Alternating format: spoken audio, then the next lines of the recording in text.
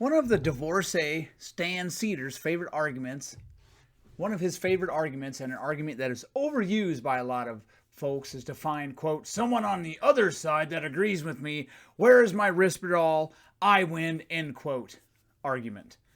The divorcee will employ some very flexible and speedy moving goalposts to get around this argument, if it is used against him. The divorcee will trot out a few Republicans that disagree with X, and by golly, that means something, even though Republicans are all liars.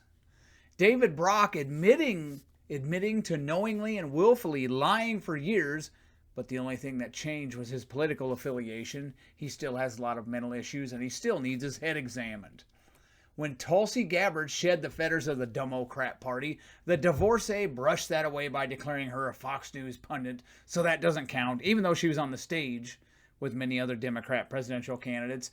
And she took, metaphorically, she took the overweight Kamala Harris behind the woodshed. I would presume the two state lawmakers in West Virginia and one in North Carolina that switched from Democrat to GOP over the past several months do not count either. But they weren't Fox News pundits. Was Juan Williams a Fox News pundit? Was Bob Beckel a Fox News pundit? I made this point in a video.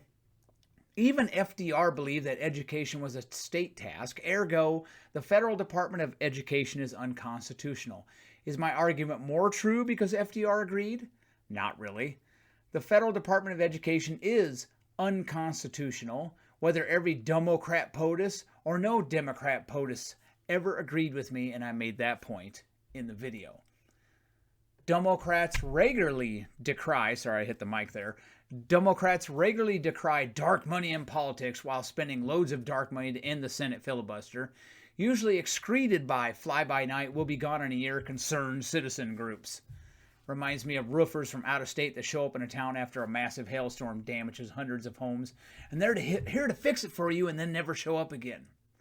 Some of us realize the limitations of these arguments when we turn 30, and then some of us are well beyond middle-aged divorcees with no life outside of Twitter and YouTube, still using those arguments as if they were the ultimate Uno card. So if finding, quote, someone on the other side that thinks my argument is full of bleep, end quote, constitutes something, what say ye, old man? What say ye? Even Democrats / left-wing media were not impressed by the Alvin Bragg indictment against Donald Trump. Legally weak, said Noah Feldman with Bloomberg. These are hard charges to get excited about, said Michelle Goldberg, New York Times. There are novel elements to this case that could complicate Bragg's legal pathway to a conviction while arming Trump and his allies with talking points about a supposedly overreaching prosecutor, said the Huffington Post. Bragg is plunging forward with a premise that has given pause to even some of Mr. Trump's toughest critics, said Charles Savage, New York Times. Dubious legal theory, painfully anticlimactic. It is unclear that the felony statute that Trump is accused of violating actually applies to him, said Ian Millhauser of Vox.